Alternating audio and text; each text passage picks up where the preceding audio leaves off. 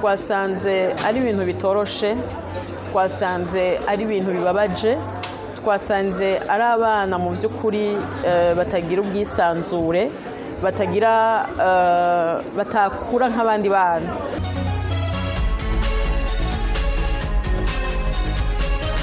Rero twasanze ari ubuzima bugoye kurabisha amaso y'umubiri. Ni abana babonye abantu b'abagabo babita ba papa, kandi birumvikana koko kwita umugabo ubonye papa nuko bari nk'ubuzima bwo kutamenya base mu by'ukuri. Rero twebwe ahanini tugiye kuraba aba bana bavutse nkatwe, kuko muri abo bana ikibazo kinini ababyeyi babo bagiye batubwiye ko hari abana bavukirayo, hari n'abandi twasanze bibungenze. Rero umuntu usanze yibungenze ntibikunda kumubaza ngo uwo mwana ngo iyo nda niyo wazanye canke niyo watwariye ngaha. Hama aba bana rero ibibazo bagira nk'abo baje bazanye, hari igihe imiryango ica ibihakana ntibasubire kubakira. Hama abandi nabo iyo bavukiye uravyumva ntaho uba ufise umutwara. Rero mu bibazo byinshi nuko aba bana mu by'ukuri ntibagira aho bapartena, ntibagira aho bari, ntibagira aho boja. Hari n'abandi batubwiye ati naho nosohoka sinzi iyo notwara uyu mwana. Association yacu Be Parents Association mu bikorwa ijejwe harimwo gukwiragiza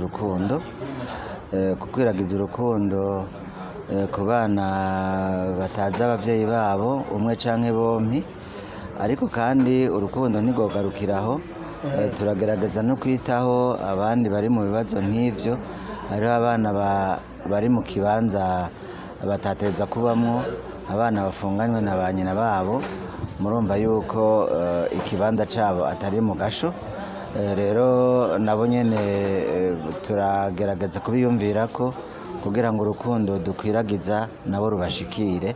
Akaba ari nayo ntumbero yatumye tuza kugendera iki kigo ca Mpimba, kuko twaramenye ko harimwo abana babana na ba nyina babo bafunganywe, harimwo abinjiranye mu gasho, harimwo n'abavukiyeyo, harimwo mbere n'abazohava bavukirayo.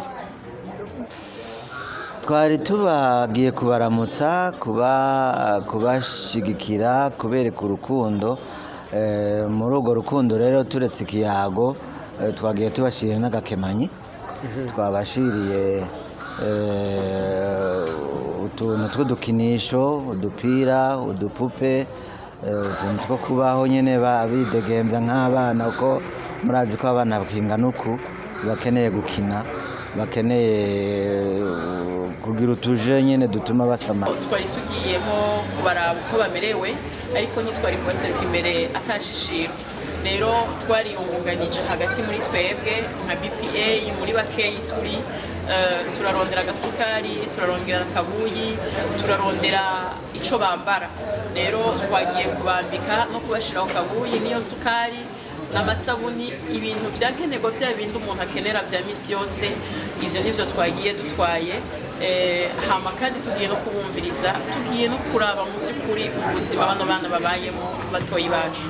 Ikibanza c'umwana si muri prison, ikibanza c'umwana si mu gasho, ikibanza c'umwana ni mu buzima bw'abandi bana, ni ukuvuga mu mafamiye, mu miryango.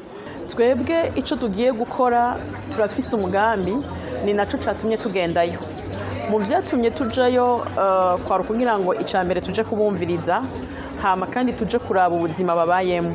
Rero mu migambi dufise muri BPA harimo iyo gusohora bano bana mu mabohero atandukanye, hama tukaraba ingene tubashira hamwe bakaza kuba hanze y'ibohero, aho abavyeyi babo umuvyeyi wasohotse azomuhitana canke bidakunze ko namuhitana tukamugumana. Ivyo biri mu migambi yacu. Ejo nivyakunda muri twebwe nyene, ejo nihagira n'ababidufashamwo, uwumva hari n'ico yodufasha aza duhamagare, navyo vyoba vyiza. Ariko aba bana barakeneye kubaho nk'abandi.